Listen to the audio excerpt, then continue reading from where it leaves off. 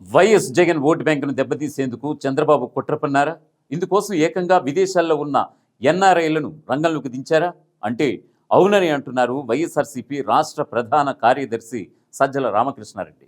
Polling సమీపిస్తున్న వేళ party శ్రేణులకు ఆయన పలు జాగ్రత్త హెచ్చరికలు జారీ చేశారు. మన మెజారిటీని, మన గెలుపును శాసించే విధంగా ప్రత్యర్థి కూటమి కుయుక్తులు పన్నుతుందన్న సజ్జల తమ సానుభూతి ఎన్ఆర్ఐలను రంగంలోకి దించి నియోజకవర్గాల్లో ఓటర్లను ఏమార్చే ప్రయత్నం చేస్తున్నారని, ఈ విషయంలో అప్రమత్తంగా ఉండాల్సిన అవసరం ఎంతైనా ఉందని శ్రేణులకు దిశానిర్దేశం చేశారు. మీరు వైఎస్ఆర్సీపీ అభిమానులే, కాదనడం లేదు.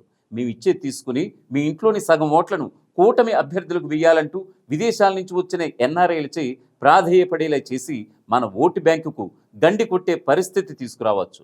ఒకవేళ అదే జరిగితే మన ఎంపీ, ఎమ్మెల్యేల మెజారిటీ తగ్గిపోతుంది.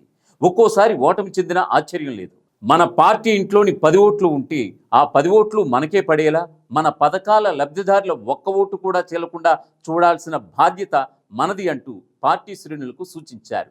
ప్రత్యర్థి పార్టీలకు చెందిన ఎవరైనా గ్రామాల్లోకి డబ్బు సంచులతో వస్తే ఆ గ్రామ వైఎస్ఆర్సీపీ ఇన్ఛార్జికి కానీ, ఆ ఏరియా పోలీసులకు కానీ ఈసీ ఇచ్చిన టోల్ ఫ్రీ నెంబర్ 1950కి సమాచారం ఇవ్వాలంటూ తెలిపారు.